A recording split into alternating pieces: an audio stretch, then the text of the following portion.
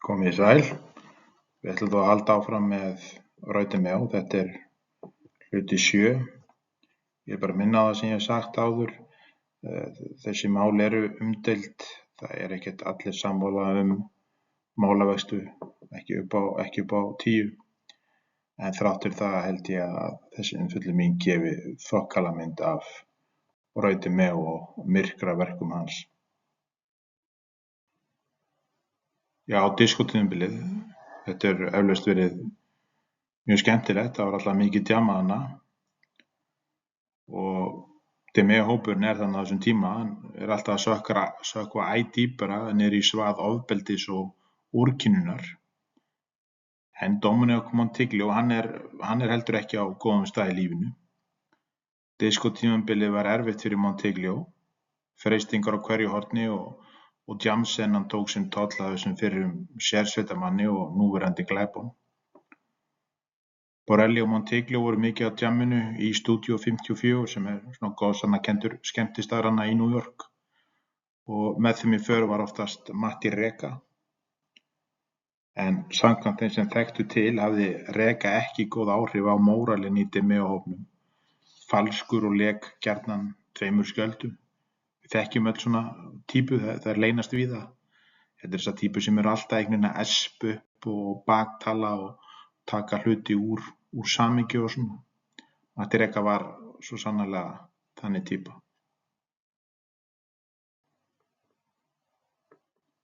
Þótt Montiglio hafi ekki endilega verið slæmur náungi, þá er fíknin gjarnan sterkari en kærleikur. Freistingarnar voru bara allt of miklar fyrir Montiglio. Undir lok 8. áratugsins er Montiglio orðinn háður áfengi, kókaíni og heróíni. Sumir eins og Demeo geta kókað sig öðru hvoru upp en samt alltaf verið starfhæfir eða svona nokkuð veginn. En aðrir geta þetta ekki og jeppa reglulega yfir sig.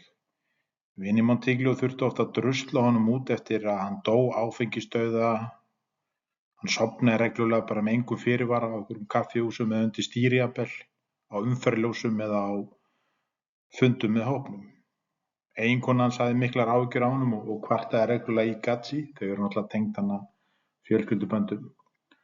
Og þrátt fyrir Gazzi, hann skammaði hann alltaf reglulega en Montiglio, hann heldur ótröður áfram í botnlausu svalli og suki.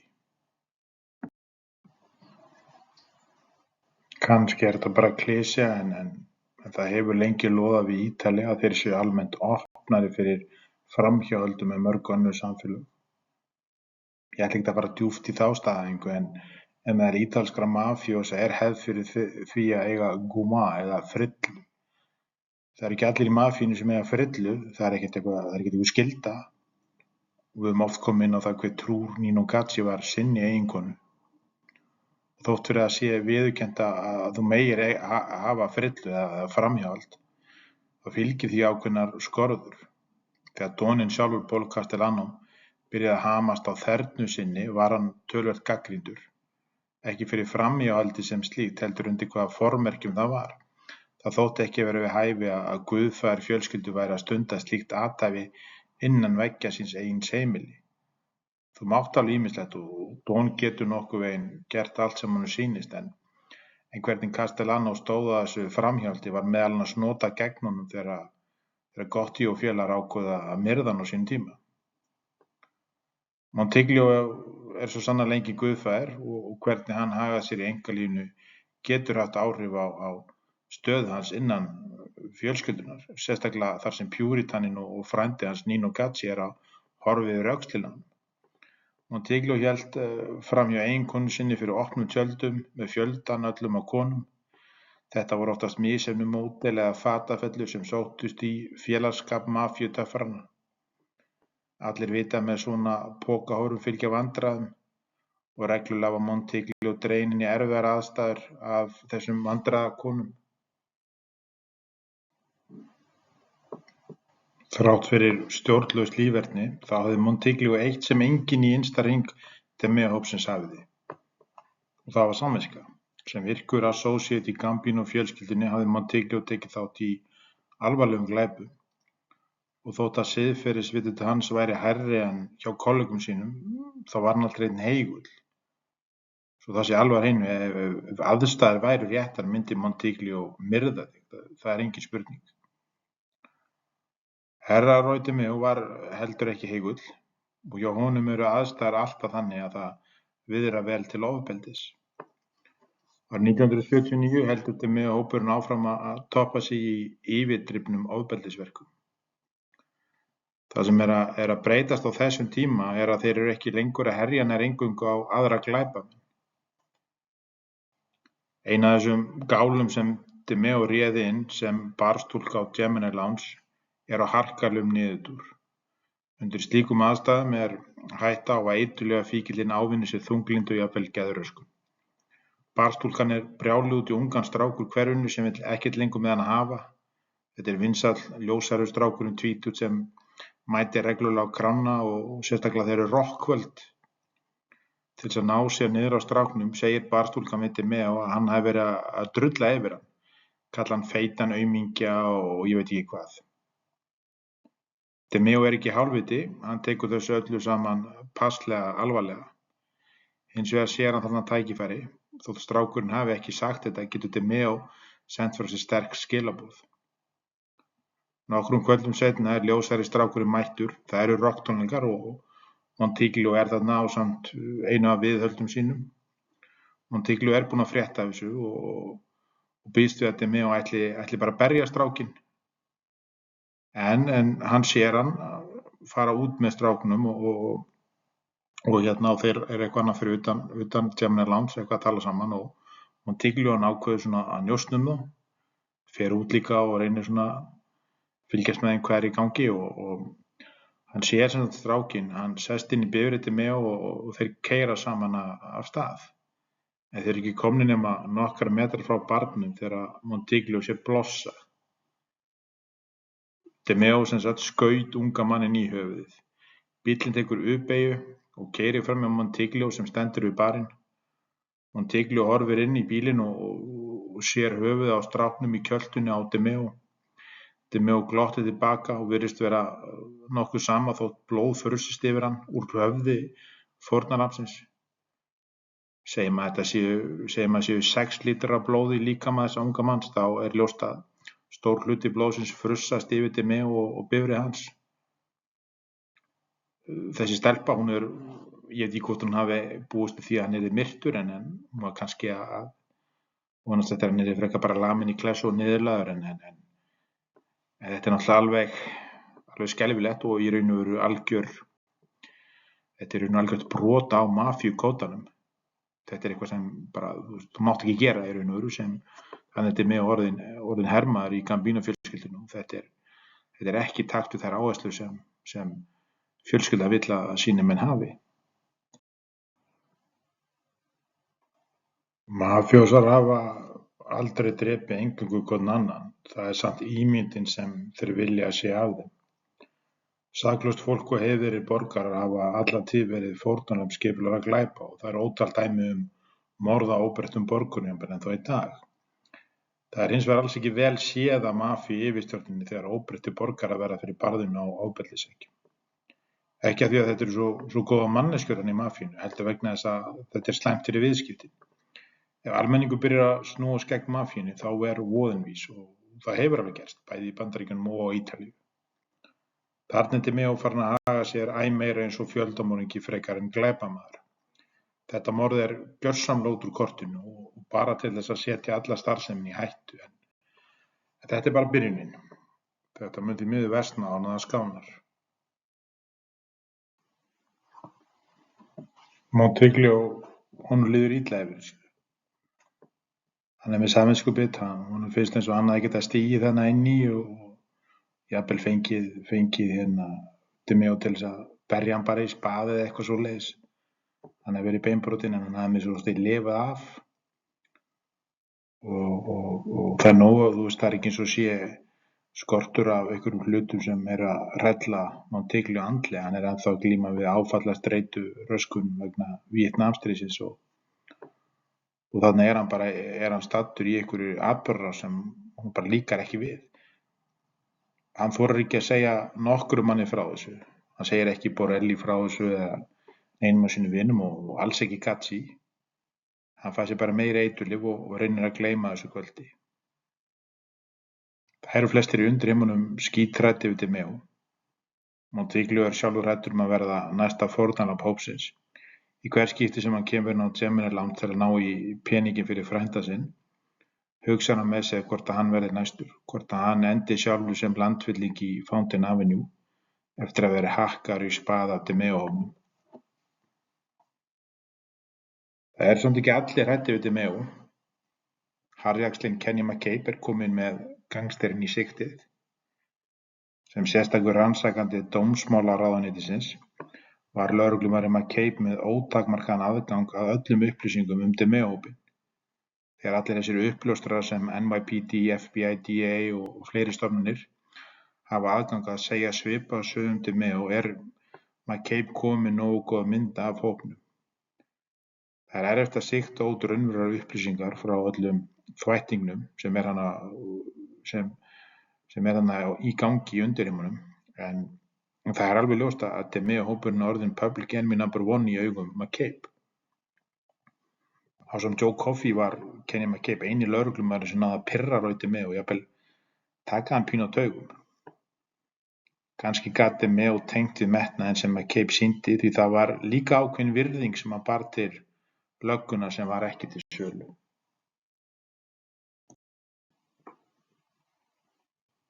Eftir áralangan niðurskurð þá birtir til fyrir löggæslufólk og mafíubanna. McCabe og félagi hans FBI-maðurinn Anthony Nelson í krúsferð gegn skipulögðum glæpum. Það oft gott að para saman ólíka týpur og þótt Nelson væri allt öðruvísi karakter heldur en McCabe var hann einnig eitilharður. Hann var rólegri og sagði lítið en þú gast ekki hagga honum með að slegja út af laginu. Reglulega fór Nelson einsýns liðs inn á Gemini Lounge þegar hann var fullur af alls konar mafjósum. Nelson labbaði inn á mitt gólf, leit sviplaus í kringum sig eins og hann væri að telja fólki inn á staðnum, fór síðan út án þess að segja orð. Þetta bara ákveðin taktík að reyna að taka það á tauginu og það virkaði einhver leyti. Þetta fór allavega mjög í taugarnar á þeim hvernig höfðu sér Nelson og McCabe og hræddi þá einnig að minnstakosti ómeðvitað. Nelson þessi, hann var trúaður, gamall hermaður eins og pabbi sinn og afi og það var ekki mögulegt að múta honum frekar en félaga sínum McCabe. Í uppeldi sínu lagði Nelson fjölskyldan mikla áherslu á aga og þolinmæði, kostir sem nýttust honum vel sem alríkisfulltrúi. Nelson og McCabe voru í raun hið fullkomna lögreglupar og það sem skipti miklu máli var að yfirmenn þeirra treystu þeim og gáfu þeim mjög mikið sigrum. Og þannig þeir að vinna undir dómsmálaráðuneytinu og þá eru þeir með mjög mikið. Þeir eru bara með mjög mikil völd og mikil stuðning frá ráðuneytinu, eitthvað sem lögreglan í New York var ekki með á þessum tíma. En aðalvandamáli var bara að það var svo mikið að gera hjá þeim. DiMeo-hópurinn var vissulega áberandi en það voru samt fleiri hópar sem þeir þurftu að þjarma að. Morðin halda áfram. 1979 eru kókaínsalar sem selja fyrir DiMeo-hópinn bustar í leyniaðgerð í smábæ norðan við New York. Einn af þessum sölum ákveður að vinna með lögreglunni og sleppt eftir aðeins nokkra daga í varðhaldi. DiMeo ekki með nein ítök á þessu svæði eða hjá þessum lögreglumönnum í upstate New York en það nokkuð ljóst hvað í gangi þegar aðeins einum sakborningi sleppt. Það einkennilegt að lögreglan skuli ekki sjálfa að fatta hve augljóst þetta var. Stórt bust en aðeins einn einstaklingur labbar í burtu á meðan restin í gæsluvarðhaldi. Þú þarft ekki að vera einn Einstein til að lesa í þessar aðstæður, hann er klárlega rotta. En þessi tiltekni uppljóstrari vann ekki lengi með lögreglunni, aðeins nokkru dögum seinna hann að rotna í Fountain Avenue landfyllingunni ásamt öllum hinum fórnarlömbunum. New York á 8. áratugnum og byrjun þess 9. var eins og Sódóma og Gomorra. Blóstabæli þar sem saurlifnaður var stundaður fyrir opnum tjöldum. Ekki það að maður sé einhver sérfræðingur í New York borg sögu þess að þannig séð, en mér fannst að minnst okkur gaman að horfa. Það eru þættir inn á sjónvarpi Síma sem heita The Deuce með James Franco. Þeir gerast á þessu tímabili og mér finnst svolítið skemmtilegt að sjá þetta. Ég veit að í dag til dæmis eins og miðbær New York er svo algjört Disneyland í raun og veru, bara Times Square og þetta svæði sko, en kannski í kringum 1978 og 80 þá var þetta bara svo Rauðahverfið og klámur út allt, og DeMeo hann er langt frá því að vera svo umsvifamesti þegar kemur að klámi, en hann átti hlut í einum 6 fyrirtækjum á því sviði og veltan var mikil. Eins og með öll góð fyrirtæki vildi DeMeo að hópurinn sinn inni eftir öflugu skipulagi þar sem verkskipting og ábyrgð væri skýr. Maður af grísku bergi brotnu að nafni Gus Klavats fór að vinna fyrir DeMeo og átti hann að sjá hvað klámfyrirtækin gengu smurt. Klavits var aldrei hluti af þessum innsta ring DeMeo-hópnum, en hann var engu síður þekktur fyrir að vera afar harður í horn að taka. Hann barði ófáan klámsala fyrir DeMeo og var óttaður í þeim geira. Kannski ekki beint svona það sem kallað shooter, en svona handrukkar af gamla skólanum. Hann barði bara alveg í spað. Guglielmo bað DeMeo alveg sérstaklega vinnu tengt kláminu, enda var hann fasta gestur í þeim klámbúlum sem DeMeo átti hlut í.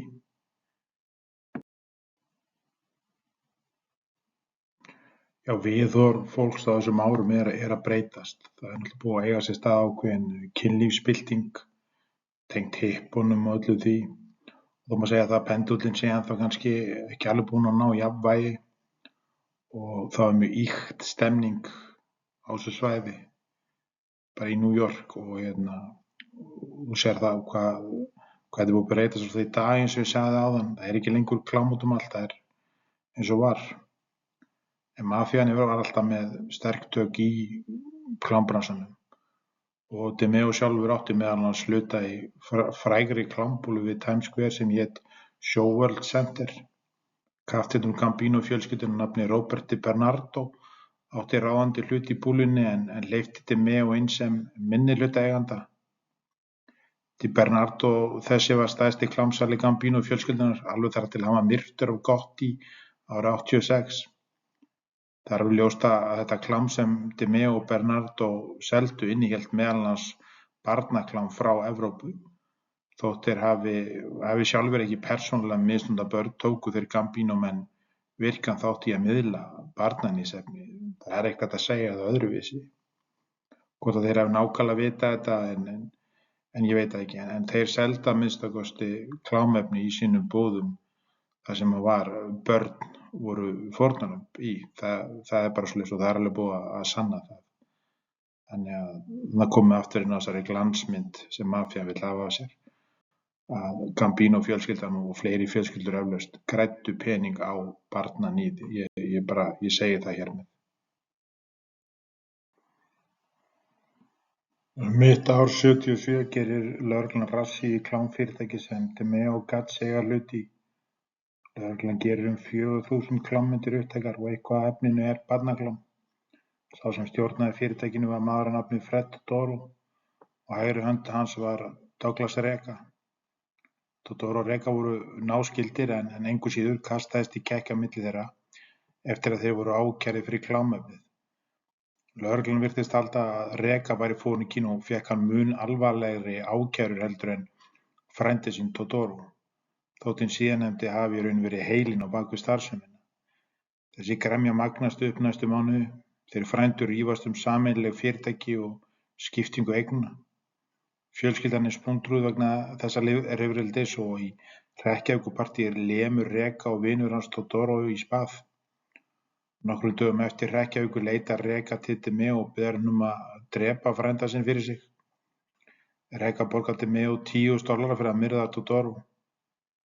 DeMeo þekkti Todoro og lokkar hann inn í Gemini-krána til að ræða bílaviðskipti.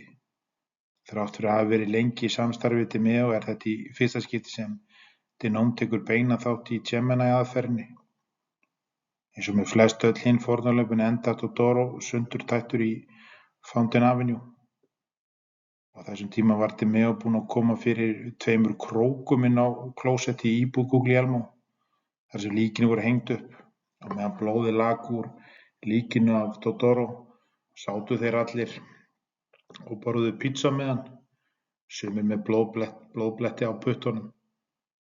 Rosenberg hafði þann háttinn á að afklæðast á þessum stundum svo ekki kæmi blóð í fötin hans. Oftast var það DeMeo eða Borelli sem skaut og svo stakk inn hálfnakti Rosenberg fórnarlambið í hjartað til að halda aftur á blóðflæðinu. Orðið sem slíkt kom DeMeo ekkert á óvart þótt hann hafi ekki áður tekið beina þátt í Gemini-affærunni vissi hann alveg hvað var á seyði.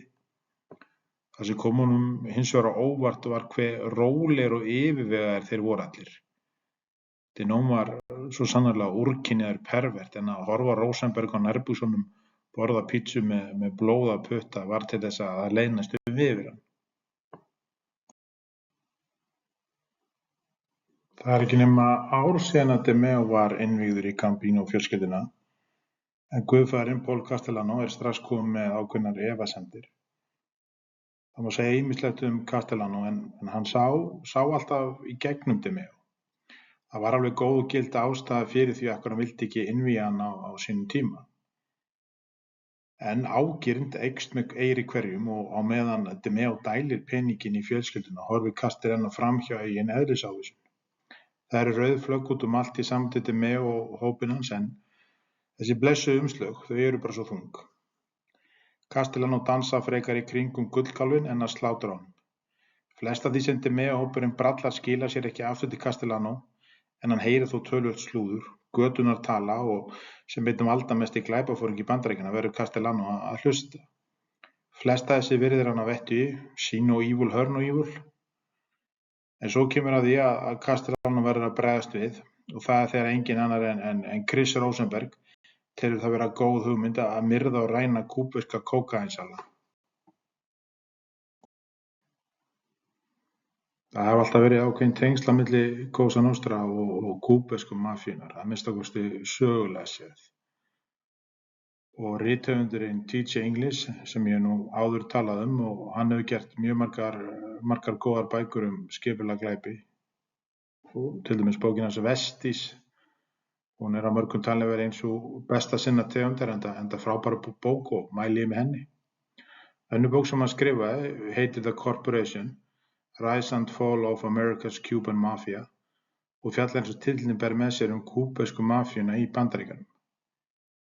Ég gæti ekki mælt meira með þeirri bók sem er að mestu uppgang Jose Miguel Batlle og samtaka hans sem voru kölluð The Corporation eða samsteypan. Gríðarlega hættuleg, gríðarlega voldug samtök sem til að byrja með voru eins og hálfgerð svona undir samtök undir Cosa Nostra en seinna með urðu sjálfstæð. Já, ég ætla að tala aðeins nánar Batlle og The Corporation en fyrir tíma Castro þá er Batlle spilltur lögregluforingi í Havana og náinn vinur Meyer Lansky. Batlle var tengiliður Cosa Nostra við stjórnkerfi í Kúbu og fram að byltingunni 59 var hann í fullu starfi að færa mútur frá mafíunni til spilltra stjórnmálamanna. Kúba var nefnilega hálfgert mafíubæli en þegar Castro tekur við eftir byltinguna þá er hann ekki lengi að henda öllum mafíusónum úr landi og í kjölfarið flytur Batlle til Flórida eins og svo margir Kúbumenn. Rétt undir 7% af öllum íbúum Flórida eiga ættir sínar rekja til Kúbu og í Miami er talan langt yfir 50%. Þannig fólk af kúbversku bergi brotnu hafa gríðarlega mikil ítök í kókaínhöfuðborg Bandaríkjanna. Margir af þeim sem flúðu Kúbu til Bandaríkjanna voru eðlilega miklir andkommunistar sem reyndu að snúa aftur til heimalandsins og steypa Castro á stóli. Á tímum kalda stríðsins var ameríska leyniþjónustan CIA alltaf að leita sér að bandamönnum í baráttunni gegn útbreiðslu kommunisma og fljótlega leita þeir til Batlle sem þeir telja geti hjálpað við baráttunni gegn kommunisma. Það er nefnilega alveg lygilegt hvað CIA hefur í gegnum tíðina verið tilbúið að horfa framhjá ákveðnum hlutum til að ná markmiðum sínum. Tilgangurinn helgar víst meðalið. Þeir vissu alveg að Battle var glæpamaður en CIA varðar ekkert skipulega glæpastarfsemi.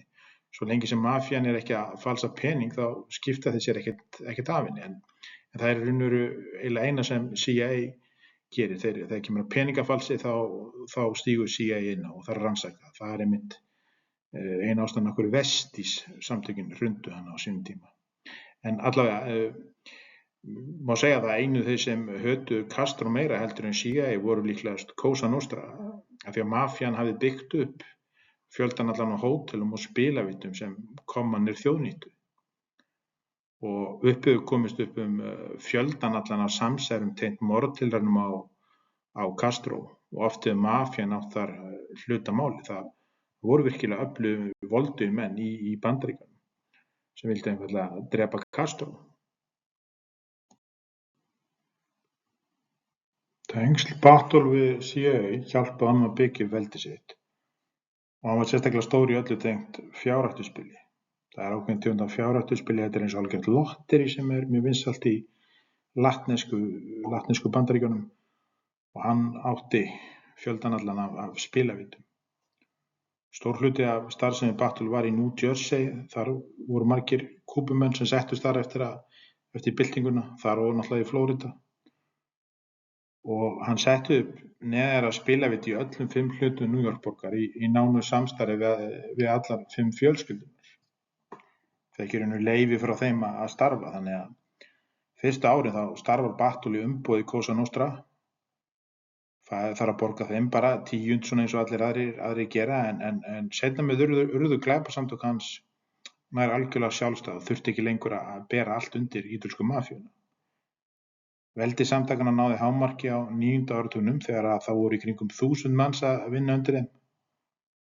Þeir unnu náið með Pablo Escobar og fleiri kókaínbarónum en á 9. áratugnum kom mest af kókaín inn í Bandaríkin í gegnum Flórída, höfuðvígi samtakanna. Kúbverskir kókaínkúrukar fluttu inn og seldu vinsælasta eiturlyf heimsins fyrir Kólumbíumennina og voru orðnir fyrirferðarmiklir í undirheimunum. Cosa Nostra var vissulega ennþá á toppnum, sérstaklega á austurströndinni, en þeim stóð ekki á sama þessa nýju tegund af glæpamönnum sem voru algjörlega óútreiknanlegir og sýndu hiklaust af sér yfirdrifið ofbeldið. Það var regla hjá Cosa Nostra að hefna sín ekki á fjölskyldu þess sem þú deildir við en glæpamennin frá Suður-Ameríku höfðu engar slíkar reglur. Latnesk glæpasamtök voru komin til að vera og Cosa Nostra þarf að taka þau alvarlega. Í gegnum eiturlyfja viðskipti í Flórída er DME-hópurinn fann að mynda tengsl við meðlimi kúbversku mafíunnar og viðskipti ganga vel. Þótt DME sjálfur sé ekki með bein tengsl við kúbumennina, þá eru aðalega í hópnum hans í töluverðum viðskiptum við þá. Rétt eins og kolkrabbi þá er DME-hópurinn með alla arma úti og á hverjum degi að vera að plotta og plana. DME tekur reglulega við umslögum frá mönnum sínum og hann hefur ekki hugmynd hvaðan peningurinn kom og vill ekkert alltaf vita það. Eins og með alla glæpahópa þá hafa meðlimir þeirra mismikið vægi. Við erum búin að tala þennan innsta kjarna, Rosenberg, Borelli tvíburana og fleiri. En svo eru aðrir sem eru með takmarkaðar hlutverk. Einn af slíkum einstaklingum var maður að nafni Charles Patnick. Árið 79 er Patnick 50, hann vinnur fyrir sig sem iðnaðarmaður. Menn tala hann sem allt múlíkmann, handlæginn á flestum sviðum. Það er alltaf mismunandi hvað menn taka mikinn þátt í glæpum. Patnick var einn af þeim sem hélt sig alltaf í vissri fjarlægð frá alvarlegustu glæpunum, var ekki þekktur fyrir eitthvað ofbeldi. Í raun var hann iðnaðarmaður sem stundaði smáglæpi sem auka búkurinn. Ef DME vantaði smíði eða rafvirkja hringdi hann í Patnick. Patnick hefði hjálpað DME að setja leynihólf í húsið sitt, skotelt gler í bílana sína og fleiri þeim dúr. Eins og komuðu fram með DME með yfirnáttúrulega hæfileika í að spilla fólki og með árunum verður aukabúkurinn hans Patnicks fljótlega hans undirstöðugrein. Akkur ætti hann að þræla alla daga fyrir spað eins og DME þegar hann getur bara fært nokkur kíló til að frá og grætt nóg. Það er ekki hægt að þræta fyrir það að eiturlyfja brask. Þetta gefur vissulega vel en þau taka líka. Í tilfelli Patnick fjölskyldunnar var þessi ákvörðun föðursins mikið ólukkuskref. Patnik hafði opnað verkstæði í Fort Lauderdale í Florida en viðskiptin gengu illa. Til þess að bjarga sér frá gjaldþroti fékk hann lánaðan pening frá vini sínum Roy DeMeo. Fljótlega átti Patnik sig á því að það var slæm hugmynd að leita til DeMeo. Þó þeirra samband hafi alltaf verið vinalegt var það á allt öðrum grunni en samband okurlánara við skuldanuð sinn. Þrátt fyrir að vera ekki svo allra heiðarlegasti í bransanum þá var Patnik langt frá því að vera harðsvífaður glæpamaður. Og þótt hann hafði þekkt DeMeo öll þessi ár og vita hvað hann stóð í þá áttaði hann sig ekki á því hve snargeðveikur glæpaforinginn var og hvað þá mennirnir í kringum hann. Eins og hefur komið fram þá kunni DeMeo ágætlega við það þegar menn skulda honum pening. Þá er alltaf erfiðara fyrir skuldara að segja nei við krefjandi skipunum frá lánveitanda og DeMeo hann var heldur betur þekktur fyrir það að vera með krefjandi kröfur, í raun og veru mikla kröfur á sína undirmenn. Patnik hann er kominn dýpar inn í glæpina og nú þarf hann heldur betur að gefa í ef hann ætlar að ná að borga skuldina við DeMeo. Þannig Patnik hann er hoppar á milli New York og Florida en það gengur illa að halda öllum þessum boltum á lofti. Verkstæðið hans í Fort Lauderdale hélt áfram að tapa peningum og Patnik hann sér það bara að með þessu áframhaldi getur hann ekki borgað DeMeo tilbaka. Þannig nú eru góður á dýr og Patnik er orðinn örvæntingafullur og farin að íhuga hvort hann þurfi að fjármagna stór eiturlyfjaviðskipti bara til þess að losa sig undan skuldinni, bara til þess að sleppa þér á nullinu. Þannig hann er algjör taugarhrúga hann á þessum tíma og það skánar ekki því einni vinnuferð sinni til New York borgar verður Patnik vitni að því þegar DeMeo tekur eina af sínum geðklofa rispum. Þeir eru inn í Gemini barnum og allt í einu og DeMeo er að tala við einhvern sem Patnik veitir hún ekkert hver en allt í einu bara trilltist DeMeo og veltir borðinu og náungi sem er að tala við hann hleypur út úr barnum en DeMeo grípur hníf, þetta er bara einhver sítrónuhnífur eða eitthvað annað við barinn og eltir hann alveg út í bíl.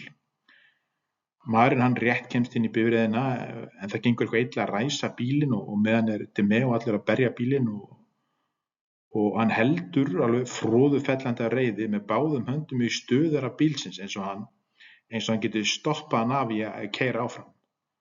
Eftir nokkra tilraunir skuldarinn að ræsa bílinn og keyra af stað.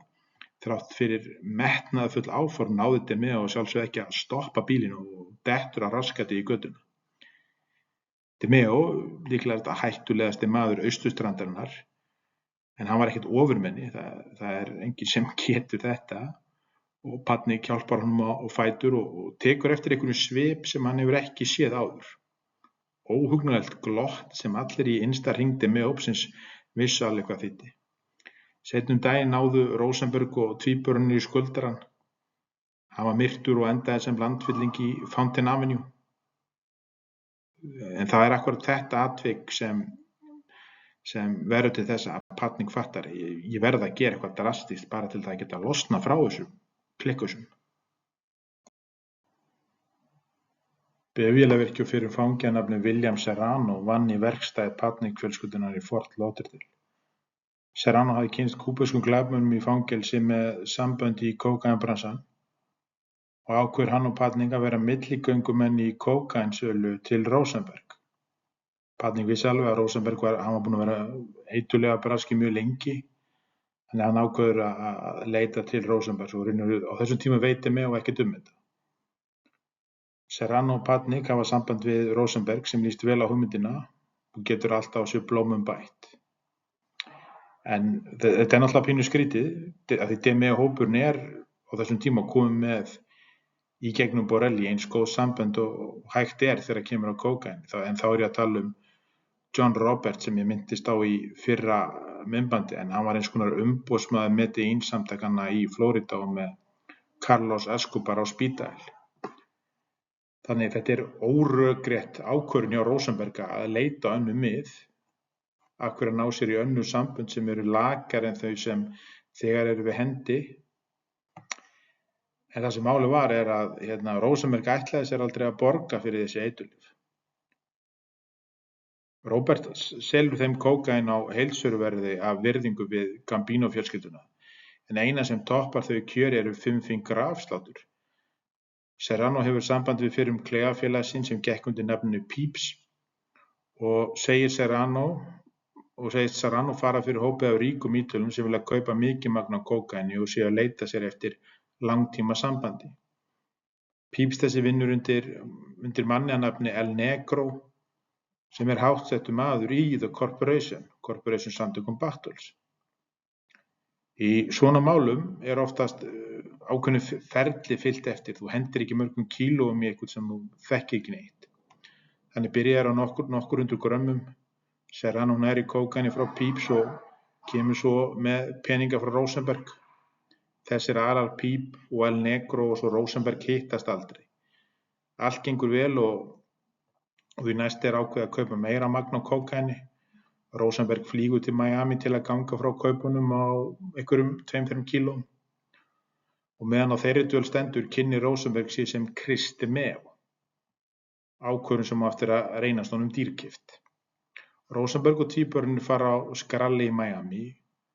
Það fer ekkert lítið fyrir þeim og allir sem eru eitthvað í þessum heimi vita að þarna eru einstaklingar tengdir mafíunni á ferð og Rosenberg heldur áfram að kynna sig sem son Roy DeMeo. Þótt Rosenberg hafi þekkt Patnick-fjölskylduna allt sitt líf, þá var hann fyrir löngu búinn að ákveða að drepa Serrano og Patnick og stela eiturlyfjunum. Rosenberg ákvað að láta DeMeo ekki vita af fyriráætlunum sínum, þar sem DeMeo myndi líklega stoppa þau. DeMeo og Patnick voru tiltölulega nánir og DeMeo væri ekkert sáttur með það að væri verið að myrða gamlan vin sinn. Þar sem traust hefur verið skapað og magnið smá saman aukið, þá segist Rosenberg vilja kaupa 12 kíló af kókaíni fyrir $500,000. Ef við tökum verðbólgu inn í mengið og allt saman þá erum við að tala að nú verði $4-5 milljónir eða í kringum 600 milljónir króna. Þannig þetta var mjög stór díl. Þetta peningur sem yrði tekin eftir. El Negro samþykkir viðskiptin en nú vill hann að sínir menn fylgist með. Rosenberg samþykkir það en hann segir að núna þurfi þeir að koma til New York þar sem viðskiptin mun eiga sér stað. El Negro sendir kærustunni sína til þess að sjá málin og einn sinn besta mann sem lífvörð hennar.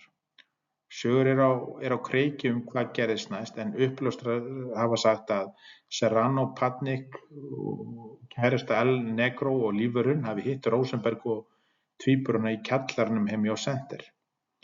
Þar faldi Borelli sig og poppar upp með vélbyssu og myrði þau öll 4. Lífvörðurinn var vissulega einhver leyti á tánum og hann nær að draga upp byssu og skýtur Rosenberg í höfuðið áður en hann sjálfur sallaður niður. En þetta sem sagt í annað skipti sem Rosenberg skotin í höfuð og lifir af. Kúlan skoppar af hauskúpunni og þrátt fyrir töluverðan blóðmissir sleppur Rosenberg með skrám. Harmleiknum langt frá því að vera lokið fyrir Patnick-fjölskylduna. Sonurinn Jamie Patnick var inni í málum föður síns og vissi af þessum viðskiptum. Þegar El Negro áttar sig á því að eitthvað hefur farið úrskeiðis skipar hann Peeps að finna út hvað hefur gerst.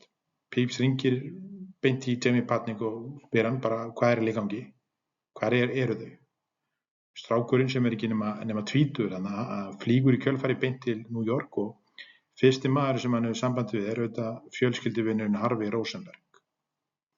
Rosenberg býður stráknum inn til sín í kaffisopa og segist ætla að fara inn í málin og hugreistir hann. En hann fer eitthvað bakvið og það seinasta sem Jamie Patnick sér nakinn Rosenberg haldandi á búrhníf. Rosenberg myrðir þennan unga mann í eldhúsinu hjá sér og líkinu fargað á kunnugum slóðum. Fyrir Rosenberg voru þetta góðar málalyktanir. Hann vissi alltaf að hann þurfti að nýta alla hugsanlega hnúta og sonurinn yrði að fara. Svo lengi sem DeMeo fái sinn skerf sem umtalsverður í þessu tilfelli, mun hann vera fljótur að fyrirgefa honum fyrir morðið á Patnick. Hann strax farinn að kokka upp einhverja legasögu í því samhengi sem hann mun svo farið með tvíburum og Borelli. Á þessari stundu Rosenberg ekkert að spá í El Negro eða kúbumönnum. Hann telur sig vera sloppinn. Það sem Rosenberg fattar ekki að Battle og hans samtök eru með rótgróin tengsl við Cosa Nostra og Ítalinn munu aldrei hætta þeim fyrir einhvern gyðing sem heldur að hann sé einn af þeim. El Negro þarf einnig að svara til sinna yfirmanna og auki er þetta orðið persónlegt, þeir drepa hana unnust hans. El Negro og hans menn, þeir spyrjast fyrir hverju þessir Ítali voru og nafni Cristi Meo kemur endurtekið upp. Við verðum átt okkur á því að það mun auðveldara á þessum árum að hverfa í fjöldan. Það er engin miðlægi gagnagrunnar eins og í dag og auðvitað engar rafrænar upplýsingar eða samfélagsmiðlar en neitt svoleiðis. Menn hafa alveg komist upp með svona hlut og Rosenberg var ekki svo eini sem sveik kaupendur sína í eiturlyfjaviðskiptum. Það er alveg á hreinu. Á 8. áratugnum eru þúsundir manna að vinna fyrir Cosa Nostra í New York og það er ekki hægt að leita eingöngu út frá þeim upplýsingum að sé að ræða unga mafjósa. En nafni Cristi Meo þrengir vissulega leitina og þótt kúbumennir telli það nafn vera falskt sem það var þetta, þá ákveða þeir að lýsa eftir því. Þeir í El Negro opnu vissu að manni að nafni Paz Rodriguez sem átti mafjuvinn frá New York sem hann djamma reglulega með. Þessi ítalski vinur reynist vera engin annar en Dominic Montiglio. Fyrir algjörða tilviljun var Montiglio og Reka á leiðinni til Rodriguez aðeins nokkru dögum eftir morðið og þeir höfðu ekki hugmyndum þessa atburðarás. Eins og svo oft áður er Rodriguez þeirra fyrsta stopp enda býður hann þeim ávallt upp á besta kókaín bæjarins. Það rennur samt fljótlega á Montiglio þegar Rodriguez spyr hann hvort hann þekki mann að nafni Cristi Meo.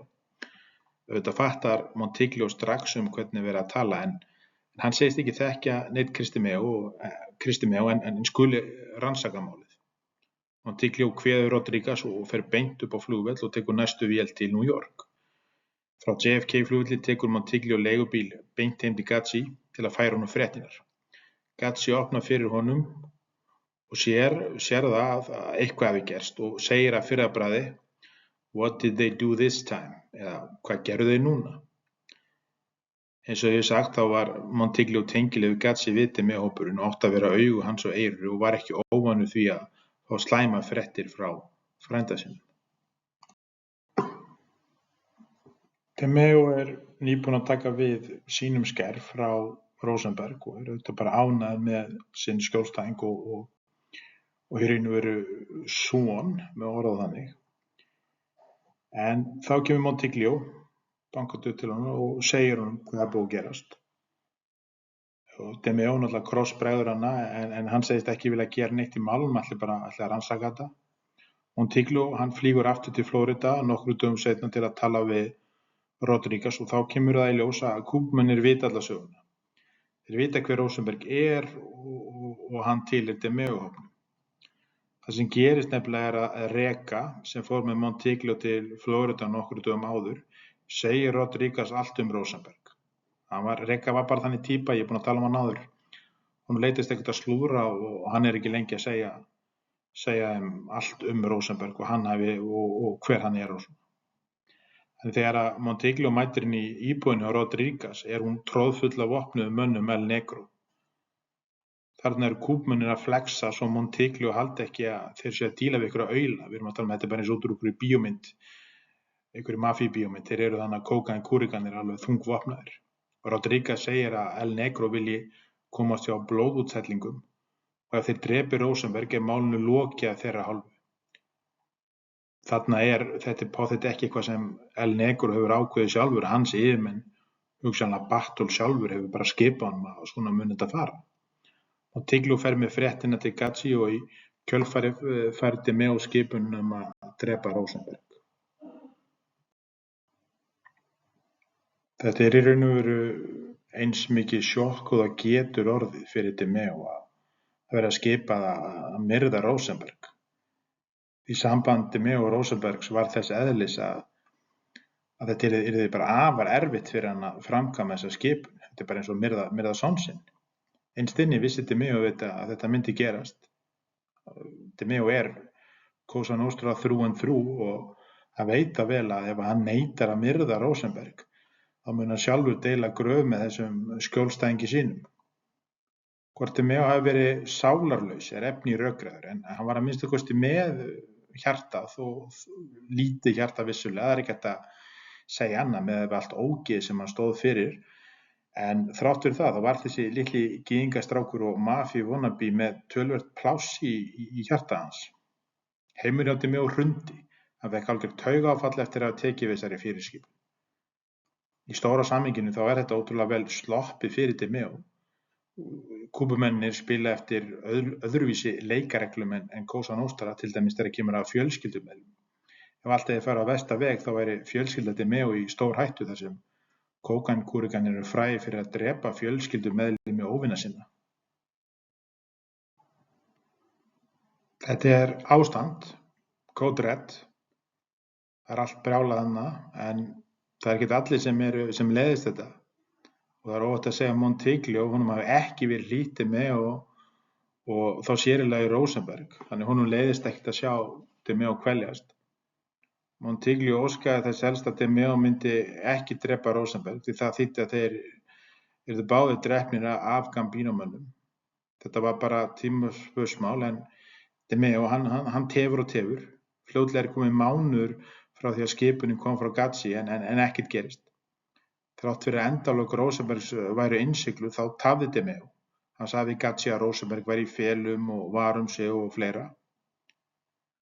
En Demeo veit alveg að hann er að leika hann hættulegan leik og hann eykur öll öryggismál. Guglielmo eða Dracula frændi, hann flytur úr rúmkompinu fyrir ofan Gemini barinn inn í Demeo villuna á Long Island. Eina hlutverk Guglielmo á þessum tíma er bara tengist öryggismálum.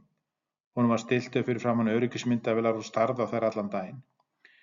Demeo þótti nú vera nógu tæpur fyrir, en nú mokaði hann kókaín í sig sem aldrei fyrr til þess að halda sér vakandi á nóttunni. Hann fór að sjá kúbverska leigumorðingja á hverju horni og noian tók öll völd. Undir svona kringumstæðum gerast oft afar slæmir hlutir og saklaust fólk verður fyrir barðinu á ofsóknaróðum brjálæðingum. Það er einmitt það sem gerist. Þann 19. apríl árið 1979 er Demeo heima á sér á gluggavaktinni ásamt frænda sínum Guglielmo. Það er næstum 1,5 mánuður síðan morðin í Flórída átt sér stað, en Demeo hann bara fær sig ekki til að loka þessu. Rosenberg er honum afar kær og Demeo er ennþá að reyna að finna ykkur leið út úr þessu öllu saman. Og innst inni trúir hann er svona reynir að telja sér trú það að verði einhvern veginn að redda þessu, en minna, hvað er þetta að gera? Hann veit alveg að þetta mun bara enda á einn hátt, en hann þrjóskast við. Hann er hræddur fjölskyldunum sína, þannig hann sendir hana í frí eða öllu heldur útlegð. Demeo vildi ekki hafa fjölskylduna sína heima því kókaínkúrikanir frá Flórída hiki ekki þótt óbreyttir borgarar verði fyrir ofbeldi. Það skiptir engu máli hver á staðnum þegar kúbmennir koma. Þeir myndi ekki hika við að freta á húsið þótt að væri allt fullt hann á krökkum. Þetta veit Demeo alveg. Hann situr þungvopnaður við eldhúsborðið, þambandi kaffi og drekkandi og snortandi kókaín. Allt í einu sér Demeo stóran hvítan Cadillac renna upp á húsinu og undir stýri situr dökkur ungur maður, líklegast latneskur. Þarna er Demeo vissum að kúbverskur leigumorðingi sé mættur til að ganga frá sér. Það sem Demeo veit ekki að þetta er 18 ára gamall farandsölumaður að nafni Dominic Raguzzi að keyra á milli húsa með ryksugur. Raguzzi þessi var með engin tengsl við skipulagða glæpi og var einfaldlega rangur maður á röngum tíma í vitlausu húsi. Þessi atburðarás er jafn ótrúleg og hún er sorgleg. Raguzzi er þarna að safna sér inn pening fyrir háskóla með því að selja ryksugur, staddur í hvítu hverfi sem á að vera mjög öruggt. Það er næstum aldrei neinir glæpir þarna, en hann keyrir beint inn í atburðarás sem mun hafa skelfilegar afleiðingar í för með sér. Raguzzi situr í bílnum sínum og er að vinna einhverja pappisvinnu, grunlaus hvað er í vændum. Raguzzi opnar dyrnar á bílnum og stígur út þegar hann sér 2 vopnaða menn koma hlaupandi út úr húsinu. Eðlilega krossbregður honum, hann fer inn í bílinn og blússar af stað. Fljótlega verður Raguzzi var við að það er verið að elta hann og finnur hvernig byssukúlur skella á bílnum. Bílaeltingaleikurinn á sér stað 12 kílómetra. Þeir mæta fullt af bílum en auðvitað lögreglan hvergi sjáanleg. Þetta segir svolítið mikið hugarástand Demeo, keyrandi í gegnum heilt bæjarfélag með kolklikka gamalmenn skjótandi út gluggann. Bifreiðin hans Ragucci var ekki nærri eins kraftmikil og bifreið Demeos en strákurinn stóð sig nokkuð vel. Óreyndur ökumaður en náði að miklu leyti að forðast skothríðina. Guglielmo var svo æstur að í tvígang skaut hann og gat á þaki á þeirra eigin bifreið. Demeo til mikillar gremju. Allan þennan tíma hefur Ragucci ekki hugmynd af hverju þeir eru að elta sig. Ég meina, af hverju ætti hann að vita það? Demeo, hann teygir sig sjálfur út úr bílnum og skýtur, hann nær að skjóta í dekkin. Þannig það er sprungið hann á 2 dekkjum hjá Ragucci. Endalokin eru óumflýjanleg. Demeo heldur áfram að elta bílinn, hann skýtur með vinstri og stýrir með hægri. Ragucci verður fyrir skoti og fljótlega eftir það nemur bíllinn staðar. Demeo fer út úr bílnum og skýtur 6 skotum í hinu unga Ragucci sem deyr samstundis. Rannsakendur eru engu nær og Demeo aldrei tengdur í málið fyrr en mörgum árum seinna. Rannsóknin á morðinu kemst aldrei á neitt skrið, það engin vitni þrátt fyrir þennan dramatíska bílaeltingaleik. Lögreglunni grunar helst að umferðarofsa eða svo kallað ensku road rage sé að ræða. Þeir eru ekki með neina lýsingu á brotamönnum og málið fer í strand. Daginn eftir nær Demeo í staðarblaðið og í blaðinu fórnarlambið nafngreint. Demeo fattar strax að hann gerði hörmuleg mistök. Faðir Ragucci mikið í fjölmiðlum og biðlar til almennings upplýsingar morðið á syni sínum. En þrátt fyrir loforð verðlaunafé þá ekkert vitni sem gefur sig fram sem ótrúlegt þar sem það voru mörg hundruð mann sem sáu eltingaleikinn og einhverjir sáu morðið líka. En það enginn sem gefur sig fram, það gaf sig aldrei neitt fram í þessu máli. Samkvæmt Albert Demeo þá var pabbi hans gjörsamlega niðurbrotinn eftir þetta atvik. Hann fékk nett taugaáfall og hálfgjört flog þegar hann las fréttirnar morðið. Þá hugsa maður auðvitað, var Demeo miður sín vegna þess að ungur saklaus maður var myrtur eða hann hræddur að verða sjálfur myrtur af Gazzi eða jafnvel Castellano. Men hann verið myrtur fyrir minna en þetta og á þessum tíma Demeo sjálfur að vonast eftir stöðueignun og vill vera kaftið en það einmitt svona hlutar sem stoppa allt slíkt talað. En Demeo veit núna að hann verður að drepa skjólstæðing sinn og besta vin Chris Rosenberg. Fljótlega nær Demeo tökum á sjálfum sér og fer að hugsa í lausnum. Ein af þessum lausnum var að myrða föður Ragucci vegna þess að hann var sífellt í fjölmiðlum að bjóða fram peningaverðlaun fyrir upplýsingar. En sem betur lét Demeo ekki verða af því. Pabbi Ragucci, hann var efnaður maður, átti verkstæði, keðja verkstæðum og Demeo var hræddur það að hann myndi ráða einhvern einkaspæjara til að fara að grafast fyrir þetta. Þannig hann er mjög nálægt í að myrða í raun og veru föður Ragucci. Hann lætur Freddið njósna hann og fylgjast með ferðum hans. En sem betur lét Demeo ekki verða því. Þetta segir nú svolítið hvernig hægt að vera svona gjörsamlega sálarlaus. Hann búinn að myrða drenginn, en hann ætlar að myrða líka pabbann. Bara hún með svo drullum þessa fjölskyldu, sko. Á þessum tímapunkti eru kúbumennir auðvitað orðnir pirraðir. Montíglu í fullri vinnu við að halda aftur að þeim. Gazzi, hann fréttir af morðinu og gjörsamlega trompast og setur Demeo úrslitakosti. Gangtu frá Rosenberg núna, annars verður þú sjálfur myrtur. Þetta segir hann bara beint við hann. Þetta klárlega það alvarlegasta afbrot sem Gazzi þarf að taka á í samskiptum sínu við Demeo-hópinn. En hann ekkert að grínast og Demeo veit það. Í kjölfarið boða Demeo til fundar með innsta kjarna hópsins mínus auðvitað Rosenberg. Með tár í augunum fer hann yfir með tvíburunum Denome og Borelli að Rosenberg skuli vera myrtur. Auðvitað býður Borelli sér fram að taka í gikkinn enda hata hann alltaf Rosenberg. Demeo segist eins og að sjálfur þurfa að gera þetta. Ég tók hann inn í þetta líf og ég mun taka hann út, segir glæpahorfinginn. Demeo boðar Rosenberg á fund föstudaginn 11. maí 1979 með sér tvíburunum Borelli og Denome í íbúð Guglielmos. Auðvitað grunar Rosenberg ekkert. Hann eflaust haldið að þetta væri bara enn einn fundurinn. og Rosenberg kemur inn og DeMeo situr við eldhúsborðið með 38 Special í vasanum. Þeir heilsast í seinasta skipti og þegar hinn grunlausi Rosenberg sest niður tekur DeMeo upp byssuna og skýtur hann í höfuðið. En, ótrúlegt en satt, Rosenberg hann heldur áfram að koma á óvart.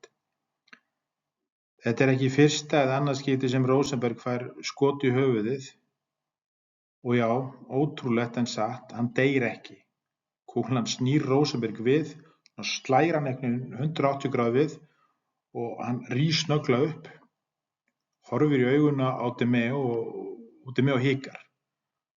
Í fyrsta skipti í lífinu. Hann stendur hann með byssuna í hendinni og titrar allur og skelfur og hefur það ekki í sig að skjóta Rosenberg. Þá stígur Center inn í og skýtur Rosenberg í höfuðið og hann deyr hann samstundis. Kúbumennir þeir vildu fá staðfestingu á morðinu og þess vegna þurfti DeMeo að sjá til þess að það rataði í fjölmiðla.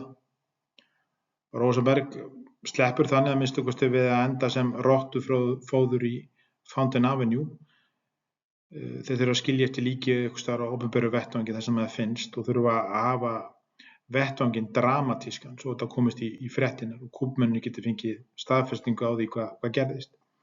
En þeir setja líki á Rosenberg inn í bílinn hans og svo skilja bílinn eftir, þeir keyra hann einhvers staðar hana út fyrir og þeir mæta hana með vélbyssur og skjóta bílinn gjörsamlega í tætlur með vélbyssum og haglabyssum og alls konar. Þannig tryggja að morðið endi í fjölmiðlum sem það gerir. Kúbumenn eru sáttir og málið telst afgreitt. Rannsóknarlögreglumenn á vettvangi átta sig strax á því að Rosenberg hafi verið myrtur annars staðar og líkið svo fært. Þeim finnst þetta allt frekar skrítið sem það auðvitað var. Rosenberg þarna tengdur skipulögðum glæpum og þannig að þeir vita að þetta morð er þýðingarmikið. Rosenberg var ekki eitthvað göturæfill, hann var fyrirferðarmikill í undirheimi New York-borgar, þannig að þeir setja fullan þungi í það að reyna að rannsaka þetta mál. Eftir morðið þarf DeMeo og félagar auðvitað að setja upp ákveðið leikrit. Allur hópurinn er mættur heim til ekkju Rosenberg til að styðja hana og votta henni virðingu sína.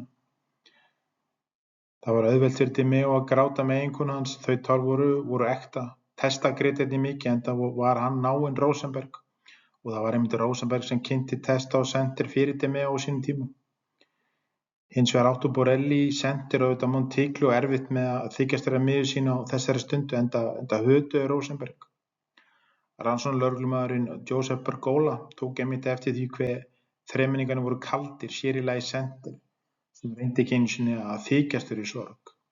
Löggan er sem mætt hana heim til ekkjunnar og þeir eru allir hana. Og hann tekur eftir því bara, voðalega þessi gaurar eitthvað, þeir eru bara með fílusupp og eru bara ekkert eru kíkjandi á klukkunum sína og nenni ekkert að vera hann. Center spes típa. Hann gat verið algjör haugur og Rosenberg þurfti ofta að reka hann áfram með góðu eða illu. Og eins og það hefur áður komið fram, þá var Center meira svona follower á meðan Rosenberg og Testa leiddu. En Pergola, þetta það var einmitt hann sem var einn af þeim sem rannsakaði morðið á André Katz einhverjum 4 árum áður. Hann var fljótur að fatta að þarna voru allir þeir sem voru grunaðir aðild að Katz-morðinu mættir heim til ekkjunnar. Pergola, hann bara ákveður þarna, ég þarf að setja eitthvað púður í það að rannsaka þennan hóp. Þrátt fyrir að Rosenberg sé dauður er Monticello ekkert yfir sig ánægður. Hann er búinn að eyða seinustu 2 mánuðum í Flórída til þess eins að halda aftur af kúbumönnum. Fyrir allt sitt erfiði fær Monticello, í rauninni ekki neitt, nema þennan lágmarkstaxta frá Katzi. Monticello er sem aldrei fyrr orðinn verulega pirraður á stöðu sinni sem hálfgerð bréfdúfa fyrir frænda sinn. Hann er að njósna 24/7 fyrir frænda sinn DeMeo-hópinn, sem allir að þéna svo mikinn pening á meðan að hann lepur sultinn dauðan og skel. Á fundi með frænda sínum gefur Monticello það í skyn að hann eigi að fá eitthvað fyrir sinn snúð en Katzi segir honum að hætta þessu væli og halda áfram að vera augu sín og eyru í DeMeo-hópnum. Nokkrum vikum eftir morðið á Rosenberg kemst Castellano sjálfur að því að De Meo hafi drepið táningsstrákinn Ragucci. Castellano ákveður að láta drepa De Meo en Gacci nær að tala hann af því. Það var engin eins mikil aura Pucci og Castellano og Gacci þurfti bara að minna hann á hve mikinn pening De Meo hópurinn færir fjölskyldunni í hverri viku. Það var engin annar hópur á þessum tíma í Gambino fjölskyldunni sem kom með eins mikinn pening og De Meo hópurinn, og það er í raun og veru það sem bjargar De Meo. Hann er bara of mikilvægur. Undirheimar tala og uppljóstrar hjá lögreglunni segja að De Meo hafi drepið óbreyttan borgara og sé á dauðalista hjá Castellano, en þannig lögreglan býst alveg eins við því að De Meo verið myrtur, en öllum á óvörum þá heldur De Meo áfram að starfa í umboði Gambino fjölskyldunar og virðist ekki með á leiðinni í gröfina alveg strax. Eins og ég hef núna margoft sagt í þessari umfjöllun þá er staðreyndin oftast sú að menn komast upp með næstum allt ef þeir senda bara nóg mikinn pening upp píramída. Það er pressa fyrir hermenn að afla tekna fyrir fjölskyldurnar sinnar, ekki bara fyrir sjálfan þig til að eyða einnig til þess að koma sér í mjúkin hjá yfirstjórninni. Að borga vel upp stigann getur einfaldlega bjarga lífinu eins og gerði hann í tilfelli De Meo. Ég ætla að fullyrða og veita að flestir mafíugrúskarar eru sammála að eina ástæða þess að hverju De Meo er ennþá lifandi árið 1980 er vegna þess hve mikinn pening hann kemur með inn í fjölskylduna. Svo er auðvitað mikill fælingarmáttur fyrir Castellano að hafa aðgang að öllum þessum morðingjum í De Meo-hópunum og auðvitað Vesti sem eru á þessum árum Crew for the Gambinos eða hópur undir Castellano. En já, menn verða að borga upp til donsins, annars fer illa. Mafjósar hafi verið myrtir af ósekju af eigin fjölskyldu vegna þess að talið er að þeir séu að stela pening eða ekki borga þessa tíund eða hvað sem það er sem þeir þurfa að borga upp hverju sinni. Þegar illa gengur í þessum hefðbundnu mafíu afbrotum er freistingin oft mikil að fara að braska með eiturlyf. Á yfirborðinu var dauðarefsing fyrir meðlimi Gambino fjölskyldunar að selja eiturlyf en það var bara þannig á yfirborðinu. Castellano horfði fram hjá því svo lengi sem hann fengi sinn hlut og salan væri ekki of áberandi. Mafíufjölskyldunar 5 í New York hafa alla tíð verið virkar í eiturlyfjasölu og smygli, vissulega misvirkar en eiturlyfjasala er ein af undirstöðu greinum Cosa Nostra.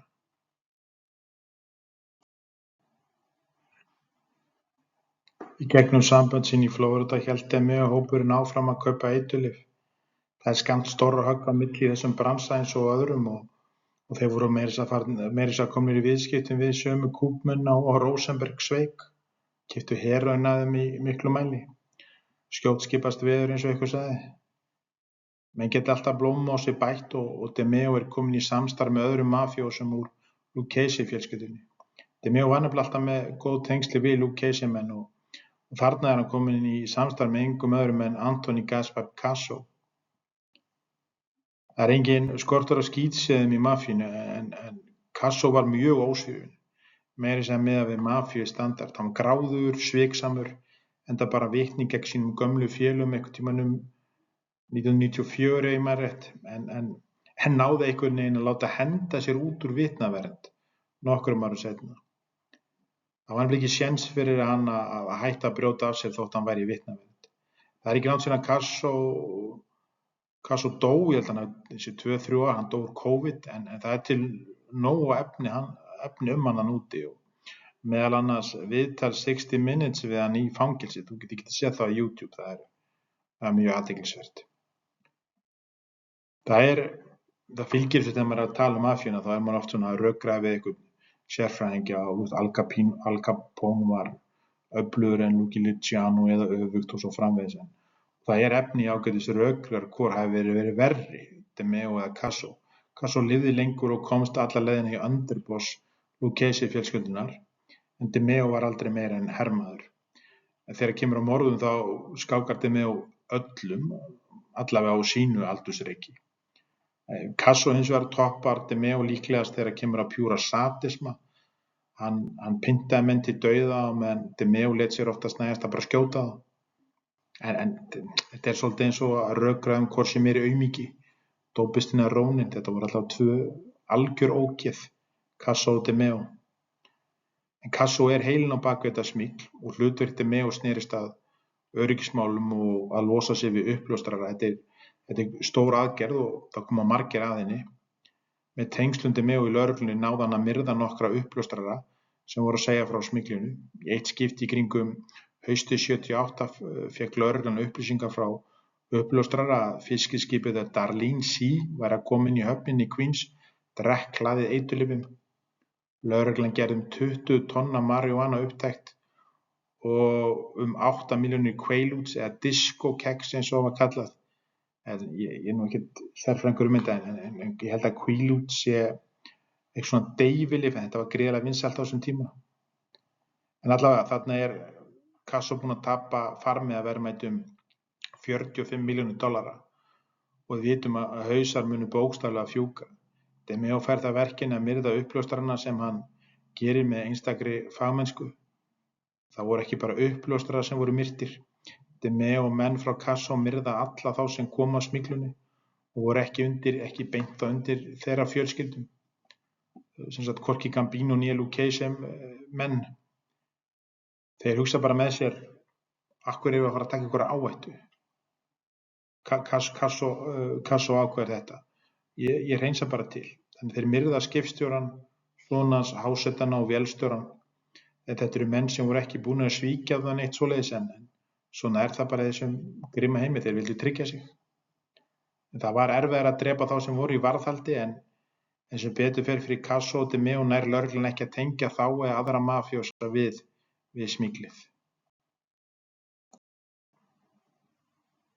Þá 7. hluti búinn hjá mér og í næsta hluta höldum við áfram þar sem De Meo nýbúinn að myrða Rosenberg. Takk fyrir mig í bili.